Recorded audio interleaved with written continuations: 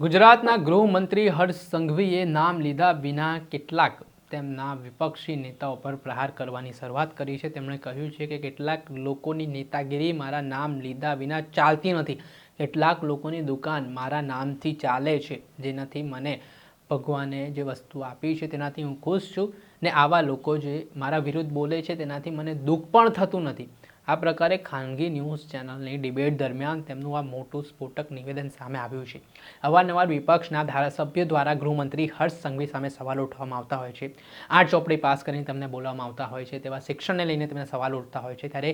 જ્યારે આ સવાલો ઉઠ્યા છે તે બાબતે હવે ગૃહમંત્રી અકળાયા છે અને તેમણે કહ્યું છે કે આવા લોકોની નેતાગીરી છે મારા લીધે જ ચાલે છે ને તેમણે કહ્યું કે આ વાતનું મને કોઈ દુઃખ પણ નથી ને ચાલવી જોઈએ ને એમને જે કંઈ પણ કરવું હોય મને એનાથી કંઈ લેવા દેવા નથી। પહેલાં તો સાંભળો ગૃહમંત્રી હર્ષ સંઘવીને। આપણે સાંભળ્યા હતા ગૃહમંત્રી હર્ષ સંઘવી, તેમનું મોટું નિવેદન માનવામાં આવી રહ્યું છે, તેને લઈને રાજનીતિ પણ ગરમ થવાની શરૂઆત થઈ છે। તેમણે નામ લીધા વિના વિપક્ષી નેતાઓ પર પ્રહાર કર્યા છે, ત્યારે આગામી સમયમાં આનો શું રિસ્પોન્ડ આવે છે તે જોવું રહ્યું। દર્શક મિત્રો, આવા જ વિડીયો જોવા માટે સ્કાયનેટ મીડિયા જોતા રહો।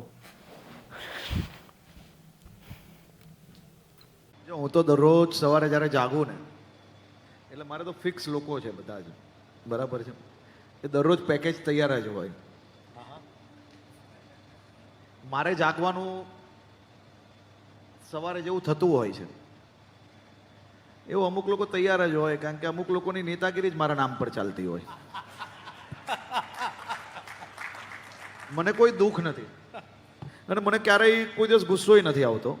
એટલા માટે નથી આવતો કે તમે લોકો બધા જ પોતપોતાના બિઝનેસ ચલાવો છો, બધાએ પોતપોતાનું બિઝનેસ પોતપોતાની આઈડિયાઝથી પોતપોતાની સમજથી ચલાવતા હોય છે।